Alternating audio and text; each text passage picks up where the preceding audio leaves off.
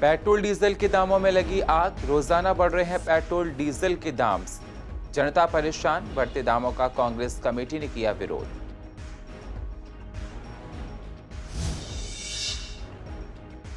Petrol diesel के बाद सब्जियों के दामों ने पकड़ी रफ्तार। दुकानदारों का कहना बारिश के चलते बढ़े दाम। जनता का कहना बढ़ती महंगाई से जीना हुआ मुश्किल।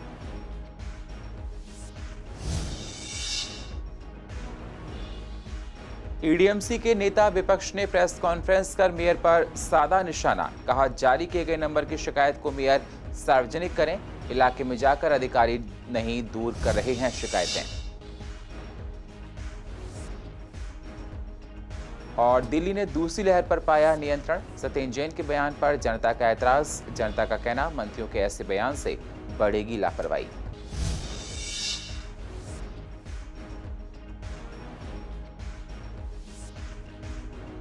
स्वामी दयानंद अस्पताल में लगाई जा रही है वैक्सीन। सेंटर आने वाले लोगों को लगाई जा रही है वैक्सीन।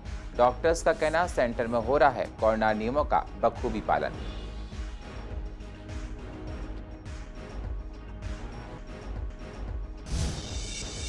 नमस्कार, स्वागत है आप सभी का सीसीएन में। मैं हूं आपके साथ सुनील चौहान और आप देख रहे हैं पूर्वी दिल्ली खास। अब होते हैं रूबरू पूर्वी दिल्ली की अहम खबरों के साथ। सरकारी तेल कंपनियों की ओर से आज फिर पेट्रोल डीजल के दामों में बढ़ोतरी हुई है। आज डीजल की कीमत 15 से 16 पैसे बढ़ी है, जबकि पेट्रोल की कीमत 34 से 35 पैसे तक बढ़ी है। दिल्ली में पेट्रोल का दाम 101 रुपये 54 पैसे, जबकि डीजल का दाम 89 रुपये 87 पैसे प्रति लीटर है। बढ़ती महंगाई के विरोध में जगह जगह विरोध प्रदर्शन हो रहे हैं। इसी दौरान पूर्व दिल्ली के कृष्णानगर में कांग्रेस कमेटी ने प्रदेश कांग्रेस अध्यक्ष अनिल चौधरी के आह्वान पर शकरपुर, लक्ष्मीनगर और विश्वास नगर में पेट्रोल पर बढ़ती महंगाई का विरोध प्रदर्शन किया। साथ ही साइकिल और स्कूटर यात्रा भी निकाली गई है। पेट्रोल डीजल के दामों में जो वृद्धि की गई है, उसको दिल्ली प्रदेश कांग्रेस के अध्यक्ष भाई अनिल चौधरी के नेतृत्व के अंदर हमने जिला कृष्णानगर कांग्रेस कमेटी के माध्यम से आज पूरे जिले के अंदर ग्राम साइकिल रैली का आयोजन किया।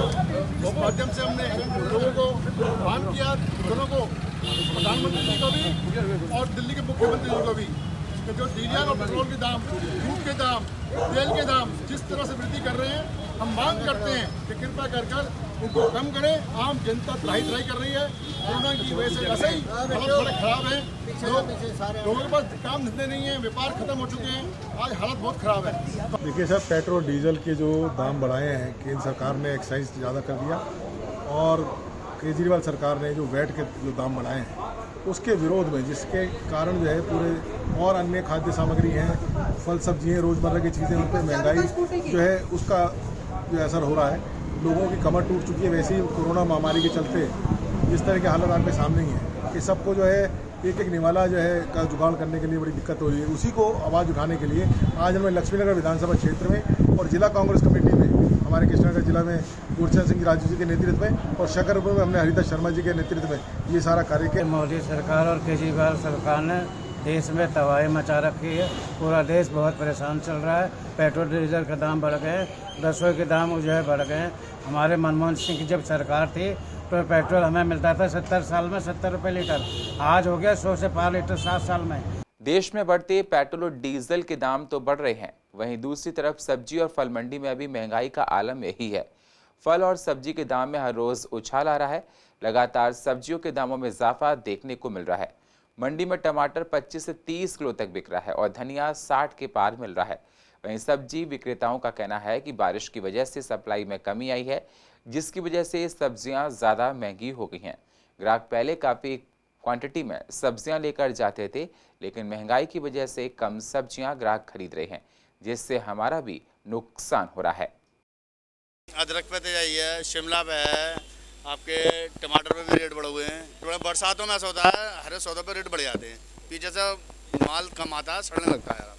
पहले बिक रहा था 10 रुपये किलो, बिक रहा 20 से 25 रुपये किलो तक। बारिश के कारण टमाटर महंगा होता है, हर साल आ रहा है। वहाँ से आने में दिक्कत होती है, किराया बढ़ जाता है, इस कारण महंगा हो रहा है। क्वांटिटी में कम क्या, ज़्यादा भी लेते हम तो, लेकिन दिक्कत तो बहुत हो रही है। किस कारण महंगाई हो रही है? महंगाई के कारण हो रही है। फ़र्क तो बहुत है, आधे से ज़्यादा फ़र्क है, डबल का फ़र्क हो गया है। तो आलू भी, टमाटर भी, गोभी, बंद गोभी, सारी सब्जियां महंगी हो गई हैं। अरे भैया महंगाई में तो हो ही रहा है, क्या करें। मतलब सब्जियां महंगी होती हैं? सब्जियां बहुत ज़्यादा महंगी है भाई साहब। अरे बहुत ज़्यादा, कम से कम 1 केजी में 10 रुपये 20 रुपये का फ़र्क है। लेकिन सर लेनी तो पड़ती है ना, पर महंगाई इतना ज़्यादा, गरीब लोग कैसे कर पाएंगे। 40 बिक रहा है सर, 40 बिक रहा है। पहले सर ज़्यादा ले जाते थे, पहले 20 में लेते थे, 10 में टमाटर लेते थे, अब तो 40 कम ले जाते हैं, पाव ले जाते हैं। बारिश की वजह से भी हो रही है, फिर लोगों के काम धंधे नहीं तो। गाजीपुर मंडी से आ रही है, आजपुर मंडी से भी इसी रेट आ रहा है। 20-25 रुपये 30 रुपये टमाटर बिक रहा है, इससे ज़्यादा नहीं बिक रहा है। ना कोई ग्राहक पकड़ता अभी, ज्यादा 100 पैसे ले रहा ग्राहक से, कोई ज़्यादा फालतू पैसे कोई नहीं ले रहा। अब थोड़ा उछाल मार गया गर्मी की जैसे, किसानों जैसे 100-150 रुपये रेट बढ़ गया है। पहले 15-20 रुपये किलो बिक रहा, अब 25-30 हो गया। इससे ज़्यादा कोई महंगा नहीं है। स्पेसिफिक चीज़ों में रेट ज़्यादा है, जैसे गोभी का रेट भी मुझे यहाँ पे ज़्यादा दिखा है, इस वक्त नींबू का रेट भी ज़्यादा है। तो 2-4 चीज़ें ऐसी है जो कि शायद इससे रिलेटेड हो, ऐसे वाली चीज़ों की रेट थोड़ी सी ये है, महंगाई में है। कुछ चीज़ों में यहाँ पर ट्रेंड है, कुछ चीज़ों में हो रहा है रेट्स, मतलब। और इस वक्त को ऐसे ही है कि जो नॉर्मल चीज़ें जो थोड़ी सी कम अवेलेबल हो रहा है, उसकी रेट थोड़ी सी बढ़ाई हुई है, या तो फिर जिस चीज़ की इस्तेमाल इस टाइम पे ज़्यादा होता है। ईडीएमसी मुख्यालय में नेता विपक्ष मनोज त्यागी ने प्रेस कॉन्फ्रेंस कर मेयर पर निशाना साधा है। नेता विपक्ष ने कहा कि अधिकतर पार्षद बीजेपी के भ्रष्ट हैं। इसी को देखते हुए मेयर ने शिकायत के लिए हेल्पलाइन नंबर जारी किया है। हम चाहते हैं हेल्पलाइन नंबर पर आई हुई कॉल्स को सार्वजनिक किया जाए, जिससे पता चल सके कि लोगों की कितनी मदद हो रही है। नेता विपक्ष ने कहा कि इलाके में जाकर लोगों की शिकायतें नहीं सुनी जा रही हैं। बीजेपी अपने पार्षदों के काम से संतुष्ट नहीं है। अभी तक लगभग 30 कॉल्स आ चुकी हैं। इसमें कितने लोगों की समस्याओं का समाधान किया गया है, ये भी हम सभी लोगों को बताया जाए। जो महापौर महोदय ने हेल्पलाइन शुरू की है, उस हेल्पलाइन के बारे में बात करने के लिए आपको आमंत्रित किया गया है कि वो हेल्पलाइन जो सोमवार, बुधवार और शुक्रवार 12 बजे से 1 बजे तक के लिए जनता की सुनवाई के लिए शुरू हुई है, उसके सुनवाई के शुरू होने के बाद पहले दिन 10 शिकायत आई, दूसरे दिन 20 शिकायतें आई, सोमवार को 10 आई और बुधवार को 20 शिकायतें आई। ज़्यादातर जो शिकायतें थी वो बिल्डिंग से रिलेटेड थी, अवैध निर्माण था, अवैध एंक्रोचमेंट था, इस टाइप की शिकायतें थी। जब ये शिकायतें आती हैं तो उन शिकायतों को सार्वजनिक नहीं किया जाता, उनको हैंड फ्री करके नहीं सुना जाता। सबसे पहले तो मैं आपके माध्यम से एक बात कहना चाहता हूं कि महापौर महोदय, इन शिकायतों को सार्वजनिक किया जाए और उन शिकायतों की, उन समस्याओं का कितना निदान हुआ, किसका निवारण हुआ, ये भी सार्वजनिक किया जाए, ताकि पता चल सके कि वास्तव में इस हेल्पलाइन का कुछ फ़ायदा निगम के लोगों को मिल रहा है या नहीं मिल रहा है। ये 30 कंप्लेंट आई हैं, उन पर अभी तक क्या संज्ञान लिया गया है, क्या उन पर कार्रवाई की गई है, क्या जो परेशानी जनता की थी, किसी भी एक समस्या का निवारण हुआ है या नहीं हुआ है, ये बताया जाए। मैं ये जानना चाहता हूँ कि आखिर महापौर महोदय ने ये हेल्पलाइन शुरू करी जब सभी पार्षद अपने अपने क्षेत्र के अंदर 7 दिन लगातार जनता की सेवा करते हैं। जो भारतीय जनता पार्टी कहती है कि हमारे पार्षद बहुत काम करते हैं, जनता की सेवा करते हैं, जनता की बात सुनते हैं।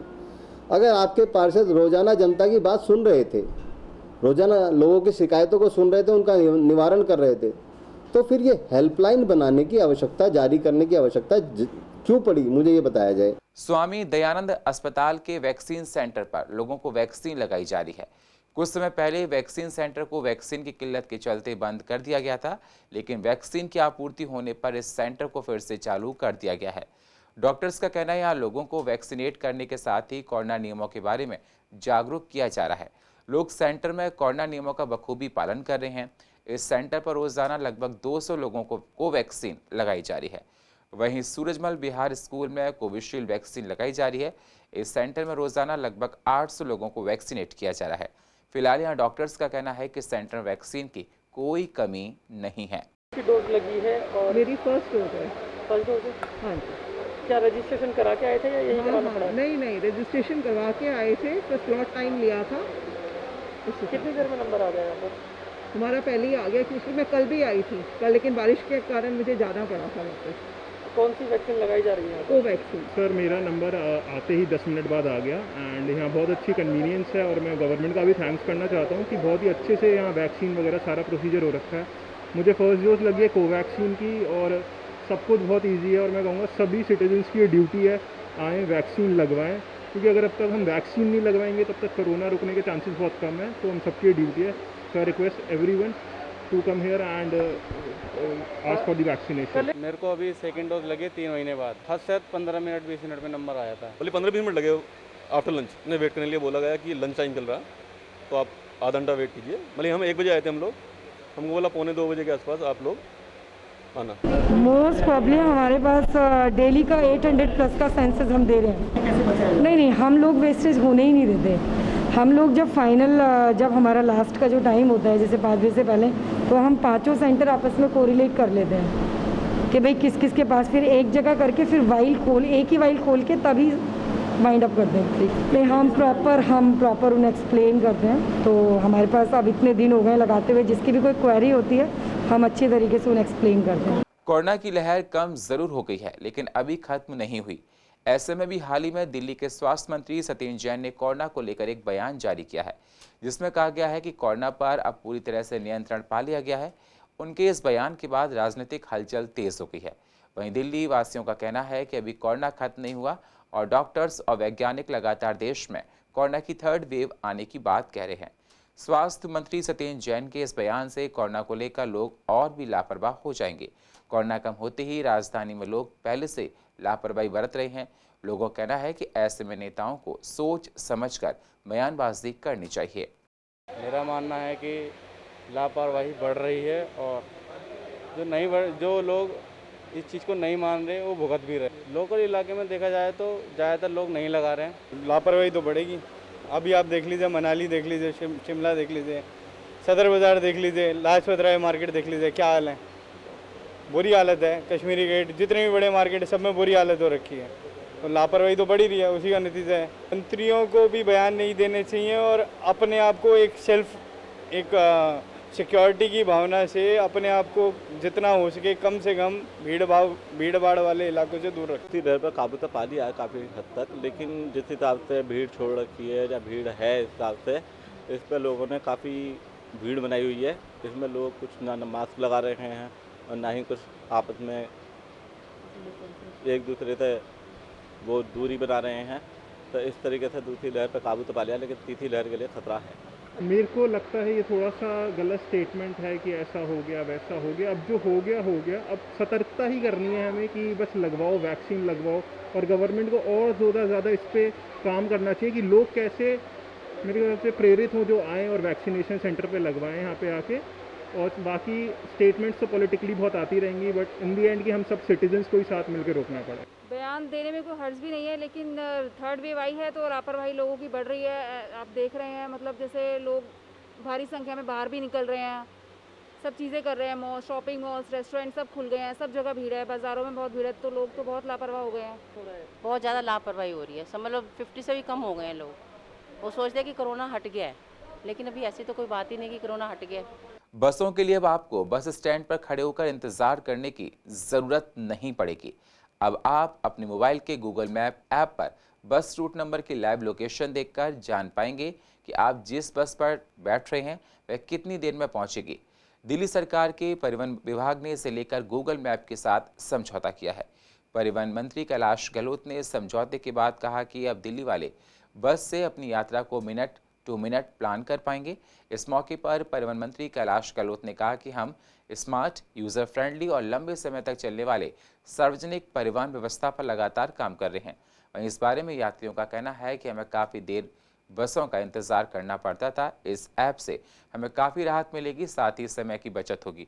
बस चालक और यात्रियों ने क्या कुछ कहा, ज़रा आप भी सुनिए। अगर GPS सिस्टम से जुड़ता है तो आसानी जो है सवारी को भी रहेगी, हमें भी ज़्यादा रहेगी। और स्टैंड्स पे जैसे सवारी ज़्यादा रहती है, भाई उन्हें भी परेशानी, हमें भी परेशानी होती है। जैसे कि स्टैंड पे जाएंगे, सवारी ज़्यादा होती है, सवारी ज़्यादा चढ़ जाती है, लिमिटेड जो है सवारी चल रही है अभी कोरोना के हिसाब से। सवारी ज़्यादा चलते हैं, उन्हें उतार भी नहीं सकते, उससे भीड़ भी नहीं लगेगी और कोरोना में भी थोड़ा जो बीमारी में वो चला हुआ है, उसमें भी राहत मिलेगी। जिस रूट पे जाना है वो गाड़ी हमारी आ रही है और वो इस स्टैंड पे पहुंच गई है और हमें इतना टाइम में हम वहाँ पहुंच जाएंगे। 17 सवारी अलाउड कर रखी हैं, अगर मार्शल है तो 17 है, मार्शल नहीं है तो 18 है। उसके बाद क्या होता है कि जैसे हमारी गाड़ी किसी भी पॉइंट से बनकर चलती है, हमारी सवारी वहीं पूरी हो जाती है। फिर अगर हम गाड़ी रोकते हैं आगे और किसी सवारी को एक्स्ट्रा चढ़ाते हैं, फिर उसमें हमारा और ड्राइवर का दोनों का नुकसान है, फिर हमारा चालान बनता है। सही रहेगा फिर तो भैया, वेट नहीं करना पड़ेगा। क्या कर सकते हैं, जाने के लिए तैयार ही नहीं रहते, बहुत टाइम लगा, पता ही नहीं रहता इनका। यात्री का समय बचेगा, फ़ायदा मिलेगा सबके लिए। हाँ बेटा, हमें बहुत इंतज़ार करनी पड़ती है, बहुत धक्के खाने पड़ते हैं। पहले से 20 सवारी अलाउ है तो हमें ये दिक्कत तो है ही ना पब्लिक के लिए। अब जल्दी जल्दी बसें आए तो इतना परेशानी ना हो। जब बस हमारे सामने से जा रही है, हम हाथ दे रहे हैं और बस खाली होती है, लेकिन बस वाले बस नहीं रोकते, तो उससे फ़ायदा क्या होगा हमें?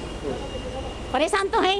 एक डेढ़ घंटा हम रोड पे खड़े रहते हैं, लेकिन बस को हाथ देते हैं, लेकिन बस खाली होती है, लेकिन बस वाले रोकते नहीं हैं। सबसे ज़्यादा प्रॉब्लम है, हम जहाँ जॉब के लिए जाते हैं वहाँ 2-2 मिनट का बहुत मायने रहता है। हमें यहाँ इतना टाइम वेस्ट हो जाता है, वो समझते नहीं है। तो इस वजह से ये तो बहुत अच्छा हो जाएगा अगर हमारे पास एप्लीकेशन है कोई कि पता चले बस हाँ इस टाइम आ रही है, थोड़ा हम 10 मिनट और काम कर सकते हैं अपना और टाइम से पहुँच सकते हैं हर जगह। इससे तो फ़ायदा तो होगा। इस टाइम में कोरोना का टाइम चल रहा है, बस में 18 से 20 सवारी ले जा रहे हैं, उससे ज़्यादा ले जा रहे हैं। पब्लिक इतनी ज़्यादा है, दिक्कत तो होती है। 20 सवारी से ज़्यादा पब्लिक इतनी सारी है, 18 बैठ गई, उसके बाद बैठेगी नहीं। कोरोना कम होते ही लोगों की आवाजाही मार्केट में बढ़ गई है। ऐसे में लोग जमकर कोरोना नियमों की अनदेखी कर रहे हैं। कोरोना अनदेखी के चलते प्रशासन भी लगातार ऐसी मार्केट को चिन्हित कर कार्रवाई कर रहा है जहां कोरोना नियमों का उल्लंघन किया जा रहा है। आज कृष्णानगर के लाल क्वार्टर मार्केट में कोरोना नियमों के पालन की जागरूकता को लेकर मार्केट एसोसिएशन, पुलिस और सिविल डिफेंस ने मिलकर मार्च निकाला। आपको बता दें, इस मार्च के माध्यम से स्थानीय लोगों और दुकानदारों को कोरोना नियमों के बारे में जागरूक भी किया गया। हमारे स्थानीय विधायक एसडीएम साहब और डीएम साहब की निगरानी में एक मीटिंग रखी थी, तो उसमें हम लोगों ने यही ऐलान किया था कि हम लोग एक ड्राइव करेंगे और पहले जनता को भी और दुकानदार भाइयों को भी अवेयर करेंगे। अगर उसके बाद भी कोई प्रॉब्लम आती है तो फिर उसको सॉर्ट आउट करेंगे बैठ के हम लोग। तो हम लोग यही आह्वान करना चाहते हैं आप लोगों से भी और जनता से, दुकानदार भाइयों से कि कृपया करके नियमों का पालन करें। अगर कोई दिक्कत आती है तो अपनी अपनी एसोसिएशन में बताएं, उसको हम दूर करेंगे। मार्केट में तो 6 बजे के बाद ही कस्टमर निकलता है, सारे दिन तो धूप में कोई बाहर नहीं निकलता। उस 1 घंटे के पीरियड में जो कस्टमर आते हैं, एक के साथ 4 तो आते ही आते हैं। तो उनको हमने पहले भी उनको बहुत समझाया था भी ऐसे ऐसे पूरा एडवाइस करते हैं बाहर निकल कर। आज पूरी टीम के साथ फिर हम एक बार जा रहे हैं मार्केट के अंदर, दुकानदारों को अवेयर करने की, अपनी सोशल डिस्टेंसिंग बना कर रखें, मास्क लगा कर रखें, जिससे कुछ अधिकारी चालान काटे तो आपको दिक्कत ना हो। मास्क लगाना है, थर्मल स्कैनर हमने दुकानों में रखा है, सैनिटाइजर रखा हुआ है, इवन हमने मास्क भी एक्स्ट्रा रखे हुए दुकानों पे। किसी का मास्क टूट जाता है तो हम उसको प्रोवाइड कराते हैं। हम अपनी मार्केट को बिल्कुल क्लीन रखते हैं, वहाँ पे सोशल डिस्टेंस बना के रखते हैं। हर लोगों को जागरूक करते हैं कि कोविड को हमने दूर भगाना है, किसी भी तरीके से भगाना है। आज मैं आपको दिखाना चाहूँगा, कैमरा में दिखाने जाएंगे, ये सिविल डिफेंस के लोग आए हुए हैं। सिविल डिफेंस के साथ लोग भी हमारे साथ में हैं और हमारा पुलिस प्रशासन हमारे साथ में है। बिल्कुल बिना मास्क के बहुत व्यक्ति मिलते हैं हमें, लेकिन हम चालान करना तो चाहते हैं, लेकिन फिर पब्लिक से बहस होती है, इसलिए हम अवेयरनेस के लिए डेली आते हैं यहाँ पे। इस मार्केट में डेली हमारा होता है मीटिंग, सब पब्लिक से मिलकर सबको समझा के जाते हैं। भीड़ भाड़ दिखती है? बिल्कुल होती है, थोड़ी बहुत तो बिल्कुल होती है। उनमें 2-4 ऐसे होते हैं बिना मास्क वाले, उनको सबको हम समझा के जाते हैं। हमारी पूरी टीम चलती है। दिल्ली हाई कोर्ट ने बुधवार को सीबीएसई को निर्देश दिया कि वे 8 हफ्तों में ये फैसला करे कि क्या वे 10वीं और 12वीं कक्षा की बोर्ड परीक्षा के लिए ली गई एग्जामिनेशन फीस को रिफंड करेगा, क्योंकि उन्हें कोविड-19 महामारी की वजह से रद्द कर दिया गया है। जस्टिस प्रतीक जलान ने सीबीएसई को आदेश दिया दीपा जोसेफ की याचिका के संबंध में दिया है, जो सीबीएसई द्वारा मान्यता प्राप्त स्कूलों में पढ़ने वाले 10वीं कक्षा के छात्र की मांग है और उन्होंने परीक्षा शुल्क के तौर पर 2100 रुपये का भुगतान किया था। वहीं जब हमारे संवाददाता कुणाल ने अभिभावकों से बात की तो अभिभावकों का कहना है कि बोर्ड की फीस को जल्द लौटाना चाहिए, क्योंकि एग्जाम नहीं हुए हैं।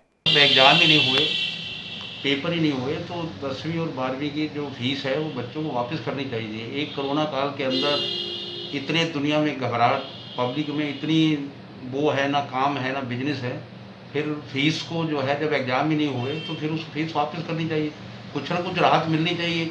और इसको कोर्ट ने भी कर दिया सर्टिफाई, जो कोर्ट कह रही है कि जो एग्ज़ाम ही नहीं हुए तो फीस वापस करनी चाहिए। तो ये दिल्ली सरकार को और ये सीबीएसई को बच्चों की जो भी फीस ली गई है एग्ज़ाम फीस वो वापस करनी चाहिए, जिससे कुछ राहत मिले। जब 10वीं और 12वीं की सीबीएसई के पेपर नहीं हुए इस कोरोना काल के अंदर, और एक जब कोर्ट के आदेश के पालन के बावजूद भी CBSE को 12वीं और 10वीं के बच्चों की फीस वापसी करनी चाहिए। जब कोविड जैसे में आज के टाइम पे लोगों को खाने के लाले पड़े हुए हैं, भूख से परेशान है, रोजगार से परेशान है, क्या CBSE को बच्चों की जो फीसें ले रखी थी वो वापसी नहीं करनी चाहिए? इसको तुरंत वापसी करना चाहिए। हमारी फीस गई थी और स्कूल वालों ने कहा था कि पेपर होंगे, तो गवर्नमेंट की तरफ से पेपर हो नहीं पाए, तो हम क्या करें। हमारे पापा की वो कोरोना काल से वो तनख्वाह कम मिलती है और नौकरी भी छूट गई थी कोरोना काल में, फीस तो वापस दी जाए। CBSE ने जो 12th के पेपर लिए थे, पेपर लेने के बाद उन्होंने पेपर तो लिए नहीं, तो CBSE की फ़ीस हमने चाहते हैं कि वापस होए, क्योंकि पेपर तो हुए नहीं तो फीस किस बात की। तो मैं चाहता हूँ, कोर्ट ने भी अपील कर दिया है कि फ़ीस वापस होनी चाहिए, तो मैं चाहता हूँ फीस जल्द से जल्द वापस कर दी जाए। ईस्ट MCD के मेयर से अरुणाचल प्रदेश के मेयर और उनकी पत्नी ने मुलाकात की है, जिस पर उन्होंने ईस्ट MCD के कामों की तारीफ की है। अरुणाचल प्रदेश के मेयर का कहना है कि ईटानगर की MCD को ईस्ट MCD से बहुत कुछ सीखना चाहिए।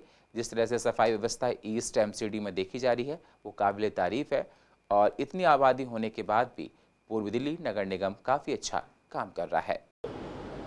अरुणाचल प्रदेश के ईटानगर के मेयर टामे फैसिंग यहाँ पे आए थे, उनकी पत्नी उनके साथ थी, उनके अधिकारी उनके साथ थे।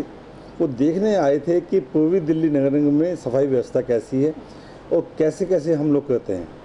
उन्होंने शारदा के भोलानाथ नगर में हमारा प्लांट देखा, सफाई व्यवस्था देखी, और उन्होंने कहा बहुत अच्छी व्यवस्था है, और वो बड़े प्रसन्न हुए कि इतनी बड़ी MCD में इतने अच्छे ढंग से काम चल रहा है।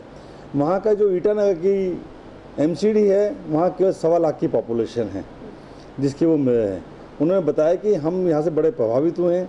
यहाँ जो जो प्लांट लगाए गए हैं, जिस जगह सफाई होती है, हम अपने ईटानगर में इसको इम्प्लीमेंट करेंगे और जिससे हमारी व्यवस्था बहुत अच्छी होगी। इन्होंने शारदा के जो निगम क्षेत्र है, हमारे पूर्व महापौर जी निर्मल जैन जी का क्षेत्र विजिट किया था, और वहाँ पे उन्होंने काफ़ी जगह पे वो गए, गलियों में भी गए, और उन्हें बहुत अच्छा लगा। फिर वो यहाँ पे आके हमारे कमिश्नर साहब से भी मिले और बाद में आके मुझसे मुलाकात की।